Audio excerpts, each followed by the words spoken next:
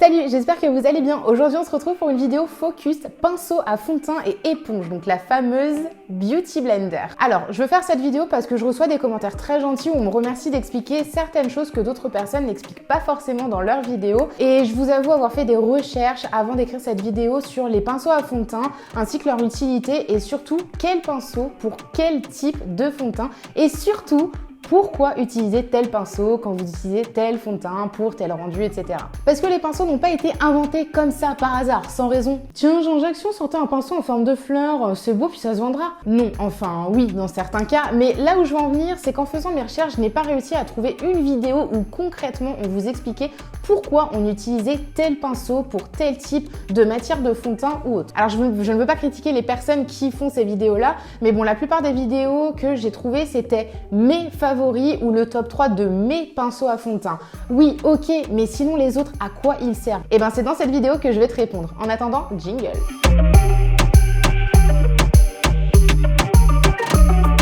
Comme dans la plupart de mes vidéos, je tiens à préciser que je suis loin d'être une professionnelle du maquillage. C'est une passion, je suis autodidacte, je ne revendique pas que mes pratiques sont celles à suivre. J'aime transmettre mon savoir, mes pratiques, mes conseils et mes astuces. À toi de juger à la fin du visionnage si mes pratiques te sont utiles et n'hésite surtout pas à me partager les tiennes. Alors dans un premier temps, je vais te présenter les différents types de pinceaux à fond de teint qui existent ainsi que leur utilité et quel type de pinceau est conseillé en fonction de quelle texture de fond de teint. Je ferai également un focus sur l'éponge, donc la Beauty Blender, et vous verrez donc au fur et à mesure de cette vidéo quelle est la différence entre un Beauty Blender et un pinceau, et j'espère bien sûr que ça vous guidera. Donc dans un premier temps, le pinceau, c'est le moyen le plus traditionnel pour appliquer le fond de teint. C'est vrai qu'il existe plusieurs types de pinceaux en fonction de ce que tu recherches comme rendu sur ta peau, la couvrance si tu veux qu'elle soit plus ou moins haute ou légère, mais aussi en fonction de la texture du fond de teint que tu utilises ou que tu souhaiteras utiliser par la suite. Alors déjà, l'avantage des pinceaux, c'est qu'ils ne génèrent aucune perte de produit, contrairement à l'éponge par exemple, mais ça on en parlera au fur et à mesure de cette vidéo.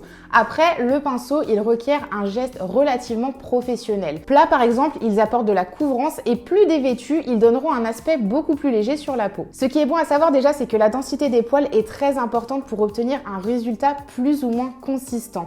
Plus les poils sont compacts, plus on aura un effet couvrant sur la peau. A l'inverse, plus les poils sont espacés, donc comme celui-ci, plus la couvrance sera légère. Vous avez donc dans un premier temps, et celui-ci je ne l'ai pas, donc là je peux pas vous le montrer, mais je vous l'affiche juste ici, c'est le pinceau plat. Donc c'est le pinceau le plus classique et c'est un intemporel pour appliquer son fond de teint fluide ou voire même sa bébé crème.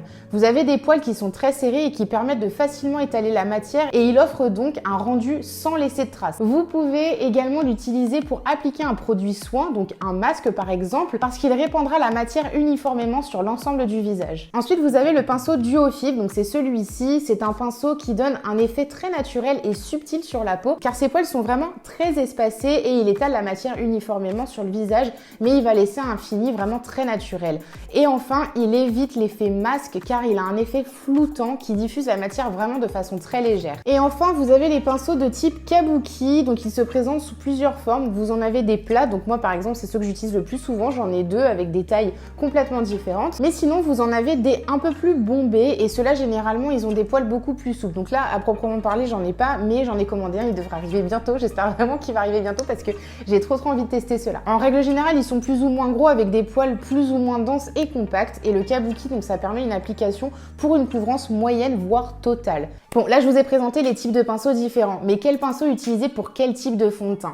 Pour tout ce qui est format liquide ou mousse, il est plutôt conseillé d'opter pour un pinceau plat parce que ça atteindra les zones les plus difficiles à couvrir comme les ailes du nez, le creux du menton et l'espace entre les sourcils. Pour les fonds de teint poudre, qu'ils soient compacts ou libres, comme ils ont une couvrance plus importante, en tout cas c'est leur objectif, il est recommandé d'utiliser un pinceau large et dense, donc les brosses kabuki. Parce que leur densité de poils, elle retient bien mieux de produit et ça permet une diffusion beaucoup plus opaque sur le visage. Bon, bien sûr, les pinceaux, ils ont également des défauts. Ils ont tendance à déposer plus de produits sur la peau. Il faut donc passer un petit peu plus de temps à estomper le fond de teint pour éliminer et bien gommer toutes les lignes et démarcations sur le visage. Mais encore une fois, vous faites ce que vous voulez. Personnellement, j'utilise le kabuki pour étaler mon fond de teint liquide. Tout est possible dans le maquillage, il n'y a vraiment pas de limite. L'objectif de cette vidéo, c'est vraiment juste de vous expliquer ce qui est recommandé à la base et de vous dire donc pour quelles raisons tel et tel pinceau ont été fabriqués pour telle et telle fonction. Et donc ensuite, vous avez les fameuses éponges, la Beauty Blender. Mais la Beauty Blender, qu'est-ce que c'est? À la base, c'est une éponge en forme d'œuf qui est utilisée pour estomper le fond de teint.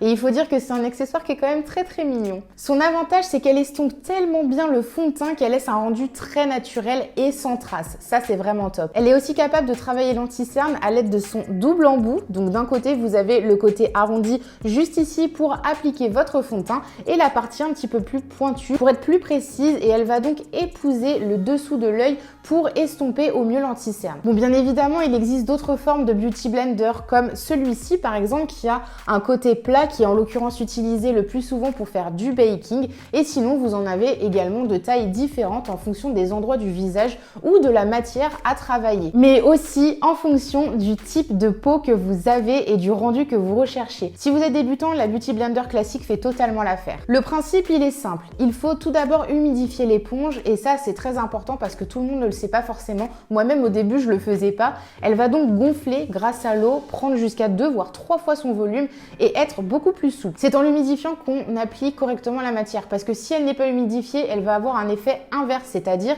qu'elle va gommer en fait votre matière et donc elle va laisser des traces. Bon, là j'en ai pas, je pourrais pas vous les montrer, mais il existe également les mini Beauty Blender. Elles sont bien trop petites pour l'intégralité du visage, mais elles sont très efficaces si vous voulez plus de précision sur certaines zones du visage comme les arêtes du nez ou même pour l'application de l'anti-cerne. Elle est également très idéale pour faire un contouring beaucoup plus précis et aussi pour appliquer son highlighter. Mais est-ce que vous saviez que la coloris des Beauty Blender avait un rôle différent? C'est vraiment pas pour faire joli, elles ont vraiment une fonctionnalité différente en fonction de leur couleur. Je vous ai fait une vidéo 5 choses à savoir sur la Beauty Blender et je l'explique dedans. Si ça vous intéresse d'aller la voir, je vous la glisse juste ici. Sachez que la Beauty Blender est également multifonction. On a tendance à appliquer notre fond de teint en priorité, mais le fait qu'elle soit humide va permettre d'accentuer la matière. Alors admettons que vous n'avez pas de stick de contouring ou une palette de contouring en format crémeux, vous pouvez tout à fait remédier à ça en l'utilisant humidifié, toujours pour accentuer votre poudre soleil, vos fards à paupières ou même votre blush. Et c'est pour ça qu'elle est très utilisée pour le baking, parce qu'elle va accrocher beaucoup plus de matière pour vraiment avoir cet effet accentué quand vous faites du baking. En revanche, côté hygiène, la Beauty Blender est assez sensible comme objet. Si elle est mal nettoyée ou mal séchée après un lavage par exemple, elle sera une vraie mine de germes et de microbes qui se transmettront sur votre peau dès son utilisation. Mais aussi, leur perte de matière est considérable. Elles boivent jusqu'à la moitié du produit et ça me choque. Je vous glisse une petite astuce comme ça, quand vous l'utilisez, c'est de l'humidifier auparavant avec un spray hydratant pour que vous ayez une fonte parfaite de la matière. Et voilà, maintenant vous savez tout, ou presque en tout cas, sur les différentes fonctionnalités des pinceaux et des Beauty Blender. Personnellement, je privilégie le pinceau parce que je souhaite une couvrance qui est très haute et je trouve que la Beauty Blender absorbe beaucoup trop de matière à mon goût. Quand je la nettoie, je suis vraiment choquée de voir s'écouler tout le fond de teint que j'ai perdu, c'est vraiment incroyable. Bon, après c'est vrai qu'elle a un rendu tout à fait uniforme sur la peau et c'est beaucoup plus rapide au niveau de l'utilisation. Donc si vous n'avez pas le temps le matin ou la flemme, elle sera votre meilleure amie. Mais si vous avez le temps ou que ça vous fait mal au cœur de gâcher beaucoup de matière comme moi, je vous recommande vivement d'utiliser un pinceau. Comme je vous le disais, ce que j'utilise au quotidien, c'est les kabuki parce que je trouve que la couvrance est vraiment parfaite et ils sont très pratiques à l'application. J'ai celui-ci en l'occurrence de chez Primark qui est juste mon favori. Celui-ci vient de chez Avril Cosmetics mais je le trouve beaucoup trop petit, donc c'est encore plus long à l'application. Donc celui-ci que j'utilise vraiment au quotidien, il est assez gros et plat et je trouve qu'il diffuse la matière très rapidement et uniformément. Il coûte vraiment pas grand chose, je me souviens plus exactement du prix mais je vous mets tout en barre d'infos, et puis en plus de ça je l'ai lavé plusieurs fois et il perd toujours pas ses poils, donc je trouve qu'il est vraiment de belle qualité. Après, la Beauty Blender, je l'utilise pour effacer les traces si vraiment il y en a sur mon visage et pour faire mon anti-cerne et mon contouring. J'ai également ce pinceau Duofib, il vient de chez Primark aussi, donc au niveau du prix et de la résistance des poils, il est très bien aussi, mais j'aime pas trop le rendu, je trouve que c'est beaucoup trop léger pour moi. Mais j'ai vu une fois un tuto sur TikTok où une fille l'utilisait pour faire ses taches de rousseur avec de l'auto-bronzant, parce que comme je vous le disais précédemment, ses poils sont tellement espacés qu'ils donnent un aspect petite tache un petit peu partout. Alors, j'ai jamais testé, mais j'ai trop envie de le faire, alors je pense que je vous ferai une vidéo un petit peu crash test pour tester tout simplement cette technique avec vous. Comme quoi que certains pinceaux sont recommandés pour certaines choses et qu'au final, on peut tout à fait les transformer en d'autres utilisations. Je vous l'ai dit, cette vidéo, elle n'a pas pour objectif de vous dire ce que vous devez faire, mais vous expliquer ce qui est recommandé et pour vous guider. J'espère en tout cas vous avoir éclairé sur quel ustensile privilégier en fonction de vos envies. N'hésitez pas à partager ma vidéo si vous pensez qu'elle est nécessaire pour d'autres personnes, à vous abonner à la chaîne et à venir me rejoindre sur Instagram pour suivre mon quotidien. Et je vous dis à la prochaine. Bisous!